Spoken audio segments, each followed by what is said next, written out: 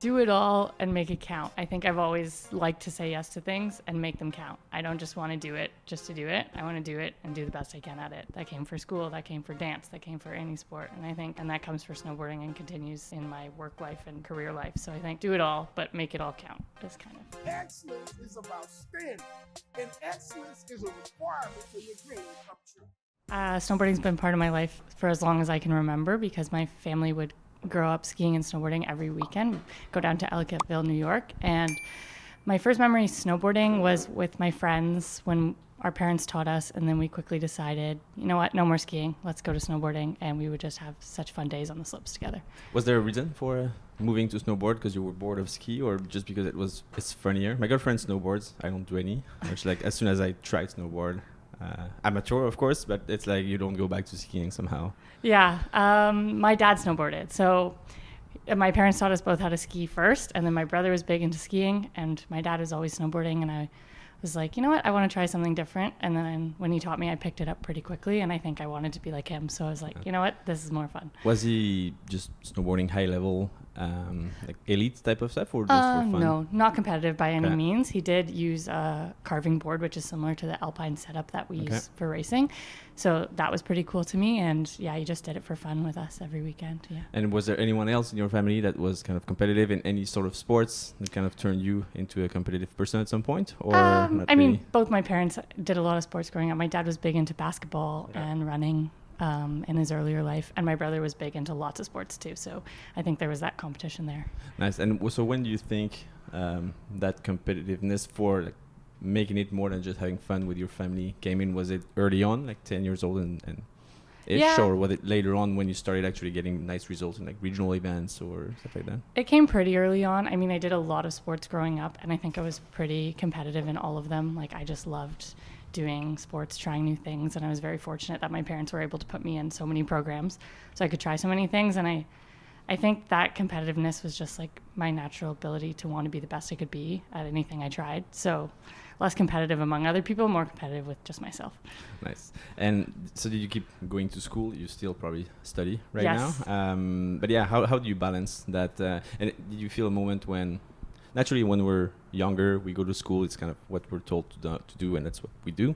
But then you had snowboard. Do you remember a moment when snowboard is like, oh, that's my focus now, and school is kind of coming second, or are they still like equal at the top of the list of priorities? There was never really a moment. There was moments where I started to miss more school because I had to travel for competitions for multiple sports, but I always prioritized school, and it wasn't pushed by my family, but I think just the desire to continue my academic journey and like future career beyond sport has always been important to me. So I always wanted to do the best I could in school. Even if I was missing it, I still wanted to get an A on the test growing up. I still wanted to find some program I could do university-wise after I finished high school to complement my sport. So yeah. So what are you doing now when it's not snowboarding? We'll get more into the snowboarding part, but what are you doing So I finished my life science degree at Queen's University, and I was actually able to do the entire program online.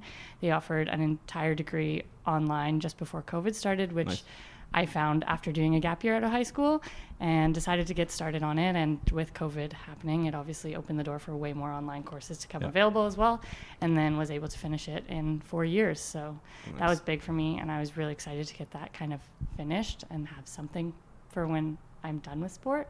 But I also started to think about what I maybe realistically want to do, and decided I also wanted to pursue a certificate in business. And there's programs through Queen's University that also allow you to do that online. So I'm currently halfway through that. Okay, what is it about exactly? So I'm starting from the end. So usually I like to ask something like, what's coming after your career? But we haven't talked about your career in the sports yet. But what will come when in years from now you stop your career? And you go more into like business or whatever. What is it that you kind of are attracted to? So I really wasn't sure, which is why I kind of went science and then business to keep all the doors open. And I think through learning from various internships I've also been able to do in our off seasons, I've kind of found the sweet spot of business related to sport or the other side of sport, because I don't think I'll be able to part with sport entirely once I'm done competing. And I think finding somewhere to work in sport in a different way would be super meaningful to me. More on the like snowboard and stuff, or just sports in general? You like a sports fan and a sports aficionado. Yeah, I think of all any kind. sport really doesn't need to be snowboarding necessarily. I think working in any sport would be awesome. Nice. And so you live in Oakville. Were you born and raised there also? Yes. Okay. So what's the skiing landscape in there? Are there, like, do you have role models as you were growing, people that came from the city or just the neighborhoods that were, the people that you were looking up to? Yeah, so not really in Oakville, the GTA. There's no slopes to really train on. The closest you can get is Collingwood, which is about 2.5 hours away, or where I grew up in Ellicottville, New York, just across the border past Buffalo. And it's actually this little ski club called Hollymont, which many very elite athletes have come from. And I think it's just the nature of the small club and the passion that everyone has for snow sports there that grow these amazing athletes. And growing up at that club, there's been former teammates of mine who have gone to the Olympics, former ski racers, even from the US and Canada, that have gone. So it's been that was just kind of motivational to watch growing up. Okay. And what's your first memory or event that you think was a tipping point for your career, that you realized that you could be like an international level type of athlete? Is there a specific point in time, small event? Some people it's just like, oh, I was 12 and I won that whatever. Some people it's like, oh, so when I was 21 I got my first contract or first international medal. What's for you that moment that kind of made it different? It kind of continued to grow. I think the first major competition I did was the U.S. Nationals in Copper, Colorado, where there was way more athletes than I'd seen at any regional events, and I was still able to do really well there. I ended up winning my age group one of the years when I was about 12 or 13, and even seeing my times compared to the older girls was kind of like, okay, wow, I might have what it takes to go a little further with this. And then when I first reached FIS, the Junior World Championships was a highlight for me. I went to my first one and I got 6th, which was very unexpected and kind of propelled me to be like, okay, where can this go?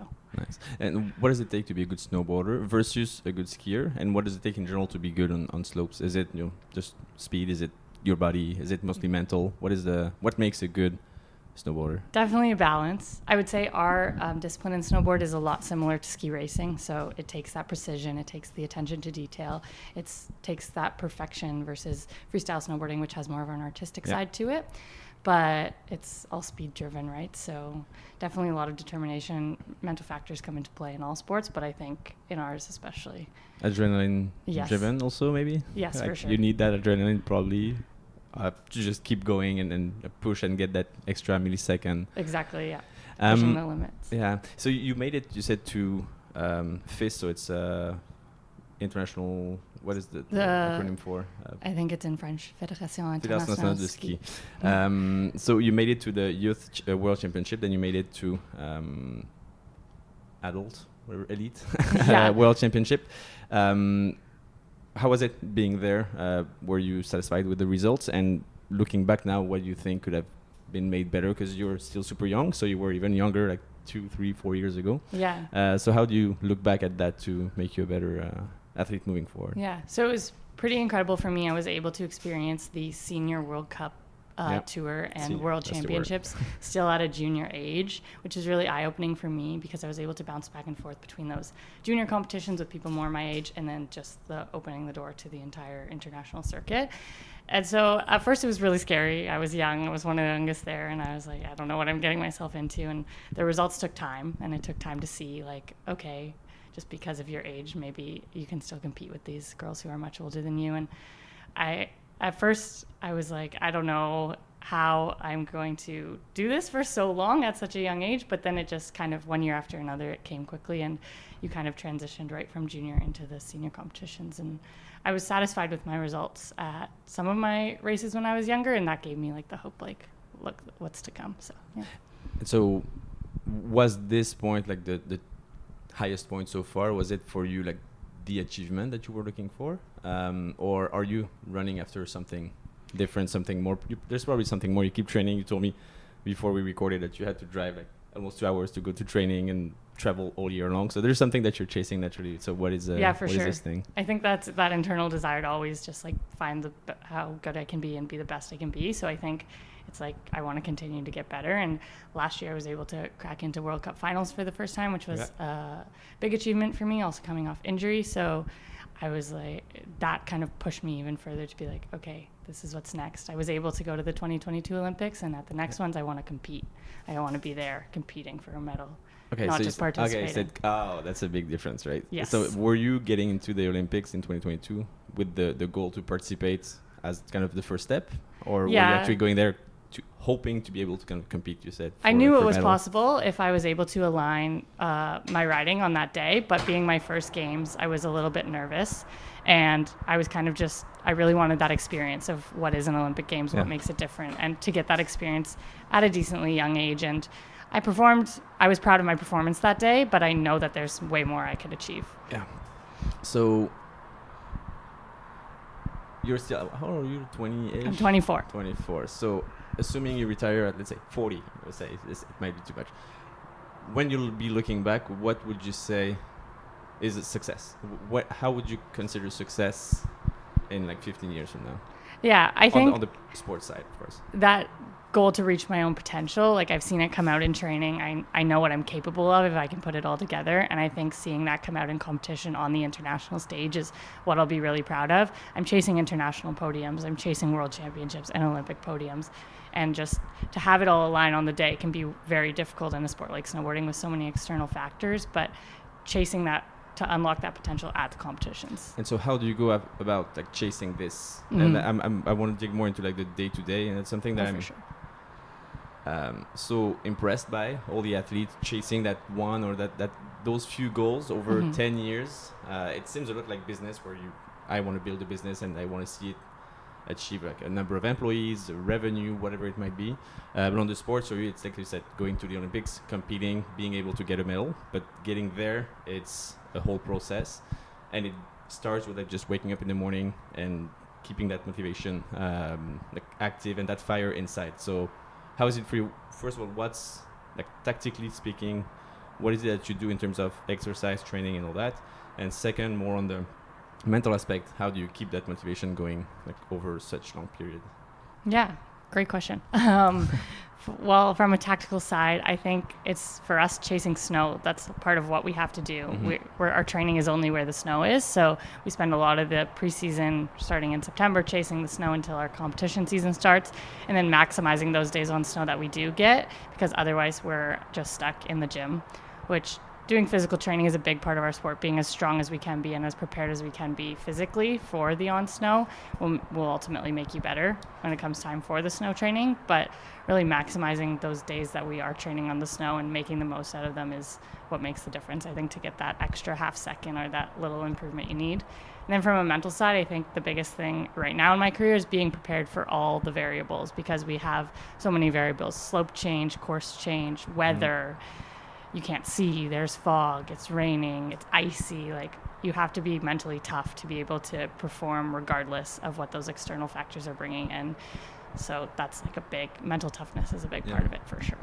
When you wake up a day like today, I'm a big, in my personal life and professional life, I'm big on like setting goals, short term, long term, medium term, and just, if you finish a day, nothing amazing happened. You can have like amazing thing happening every single day, but you have to go to bed and say, you have to look back on those 24 or 16 hours and say, I'm proud or I'm happy because I reached that, whatever. I did something good that is bringing me towards my goal. So are you woke up this morning with the goal of coming here, recording the podcast and going to training, then doing something? How do you go about, are you a freak of like organization and getting your day and your weeks planned so you reach your targets, or are you more like a free electron just going around and see where it goes?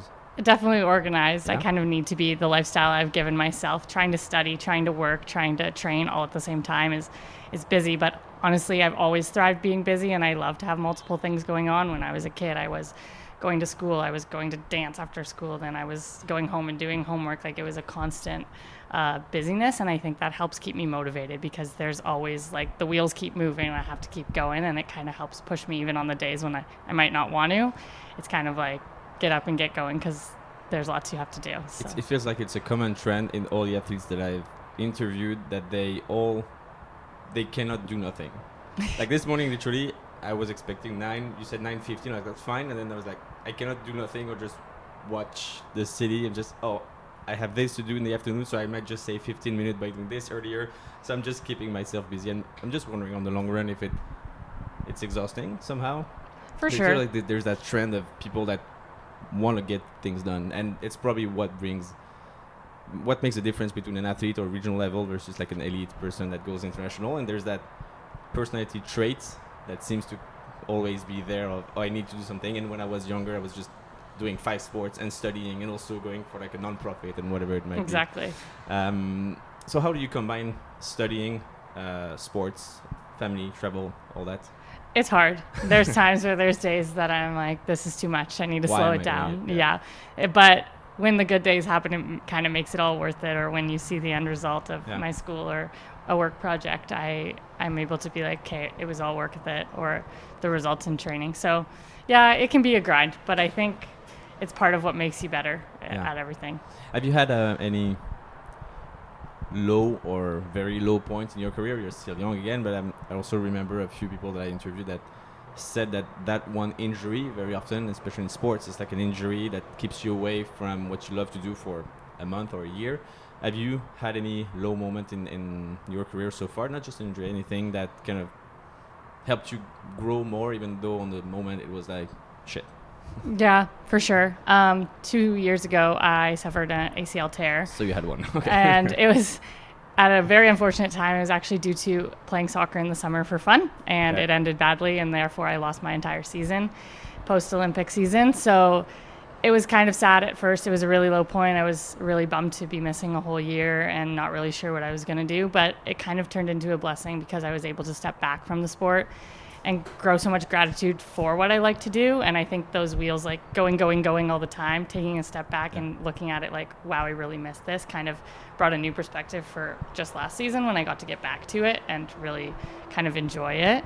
And I think the low point of missing it also came with being busy in so many things. I was able to step back, but step into other things, which really helped get through that. So you couldn't stop. You had to stop snowboarding and sports, but you had to fill your schedule with something, right? Yes. I decided double the course load. Let's finish this degree, get it out of the way while I'm stuck here sitting anyway. And so what is your, in the fact, tactically speaking again, how does a day like today look like? You explained to me before we started recording, but how do you, is it off season? Is the season starting in like a few weeks? We just finished our first camp. So we're right now in between camps. We'll do one more preseason camp, and then our competition block will start. So what is the training when you're not in a ski place? Yeah. So right now this is kind of our off weeks. So we have like a bit of rest and relaxation as part of the program, which I'm not complaining about. I did need to catch up on sleep, stay on top of our health, and kind of just make sure our bodies are doing fine. But then obviously we've got 2 weeks at home, so also maximizing that training there. So going to the gym, doing workout programs, getting a little bit of cardio in as well, and just kind of catching up on all things before we get packed again and get back to it. And you said one thing interesting is like making sure your body is like rested and just ready to kind of go the full season. Not how serious, but how do you approach like just health in general? So you said just making sure your body's all right, sleeping, you said catching up on sleep. I would assume you wouldn't want to sleep 4 hours the day before a race just because your brain wouldn't be at the level it should be. Food, just all of those stuff. How do you go about this? Is it something that you have help with? Is it just self-discipline that you had to grow over time? How does it work to be the best? A little bit of both. More recently, our program's gotten more and more defined, so we do have that assistance and that help where we need it, which is great. And I think you kind of just learn what works for you, like how much sleep is the right amount for you and what do you need to be eating, drinking, like all that. And it's definitely hard, especially when we're on the road. That's a big part of our sport. That's a challenge, is we're always traveling. We don't know what we have access to, but staying on top of it as best we can to avoid getting sick and to make sure we're at the top of our game is important. So we prioritize that. Do you have like coaches that help you on this, or is it more like your own learning along the way? As you said, you travel a lot, and when you check, like you said, you need to go to a nice ski place, so it's all around the world, so you travel, time difference, you're jet lagged, you probably sleep less before competition. So is that something that is really taken care of like seriously by a coaching staff, or do you have to build your own schedule to just be at your top for every single race, because you cannot be at the top all the time, right? You have moments when you're tired and all that. Yeah. And how do you make sure that your cycles just align with your our coaches definitely help with it, and we have a nutritionist that we're able to contact for help there as well. So I think all those factors, but it's also everyone's individual, right? And everyone has their own preferences. So I've kind of learned over the years what works for me and gone from there. Lowest and highest moment of your career. Lowest, and it's not necessarily the injury that brought you took you away from the sport, but one moment when you thought maybe just for a split of a second that that's it, I'm done, if that ever happened. And what is so far the highest moment that you can recall? That's another great question. The lowest one, I would say possibly being forced to be away from the sport when you don't want to from injury, or a moment where I had a sequence of not good results that I just wasn't proud of. And with our season, it just keeps going. There's race after race after race, and it's really hard to snap out of a sequence of bad performances to try and flip that switch into how can I turn this around. And I think that happened in the Olympic season before the Olympics, which was really hard for me because I was like, this is the ultimate goal I'm facing, and all of a sudden I can't perform at all. Like, what am I going to do? How am I going to turn this around? But I think that goes with the highest moment, was once I finally got there, I was able to really be like, wow, look where I am, look where I got to be. And then competing on that Olympic stage was something I'll never forget, for sure. And how do you get from that? So you said that that high point basically comes right after this low point when you finally get the results. Yeah. How do you switch? It's mental a lot, for sure. Probably. But yeah, when you're at that low point and you wake up and like, damn, yesterday was such a bad result, blah, blah, blah. What makes the difference to, there might be a bit of luck, there might be a bit of work, there might be a bit of circumstances, a lot of stuff that happened, but what do you see as was the switch to change that? I think perspective is the big part of it. It's like, look where you are, look what you get to do, look how cool this is. Like, this is the dream.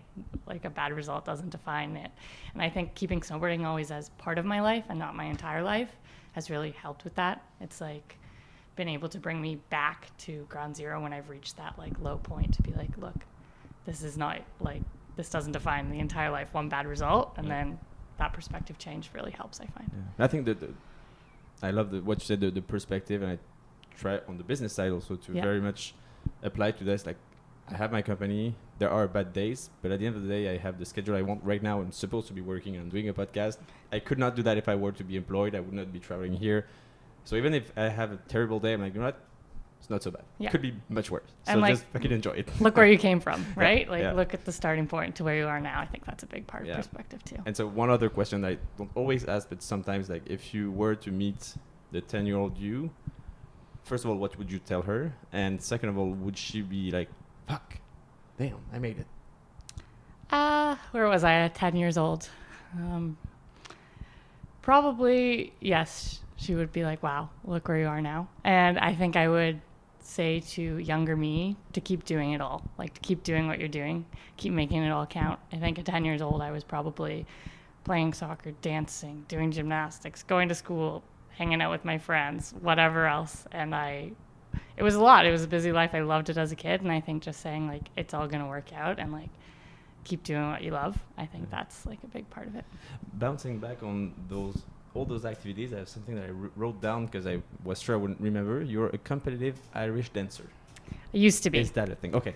So please explain. Yeah. So that was one of my sports growing up. I played a lot of sports at school, and then Irish dance came into my life through friends, and I met some of my best friends doing it, who I'm still friends with today.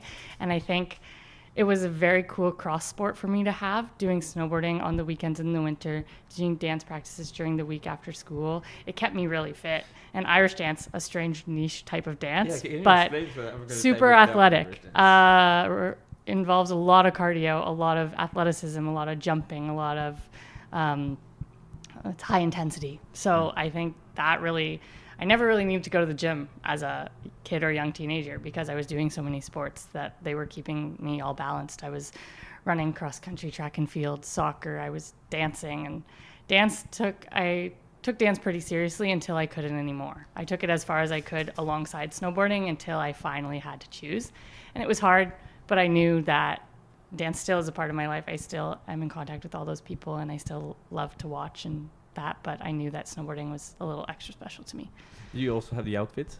Yes. Because I just typed in Irish dance. Oh, There's yes. a lot of like very funky outfits. The hair and the dresses Nice. was a big part of it, which I didn't love. I've always been less musically and artistically inclined and a little bit more sport and athletically inclined. So that part of it wasn't my favorite, but the sport itself I loved, so it made it worth it. Nice. If I were to tell you right now that I just finished writing a book about your story, like your biography, and you have to choose the title, what will it be? Oh my.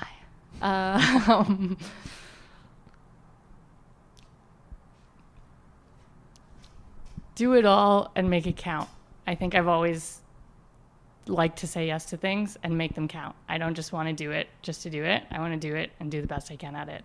That came for school, that came for dance, that came for any sport. And that comes for snowboarding and continues in my work life and career life. So I think do it all, but make it all count is kind of nice. Yeah. I love the attitude because you seem at first sight like so quiet, so relaxed.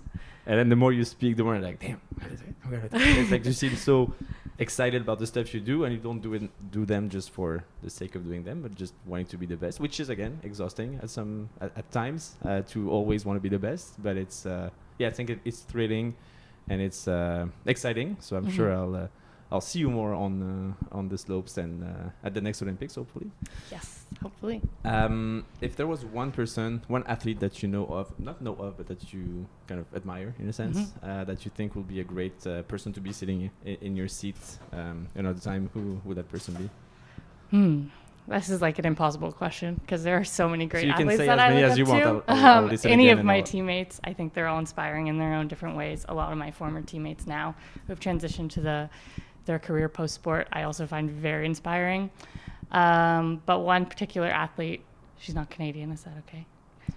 From the States, her name is Trisha Mangan, and her story, she is a competitive alpine skier, two-time Olympian, and her story is pretty incredible. She comes from a great family and the same ski club I grew up at, so I think she's pretty inspirational to me as well. Nice. I'll try to reach out then. And the last one is, as you know, I have a wall of sports, museum of sport, whatever the name might be at some point, where I kind of try to collect memorably from the athlete I interviewed. So would you have anything that you can think of that will fit well on that wall?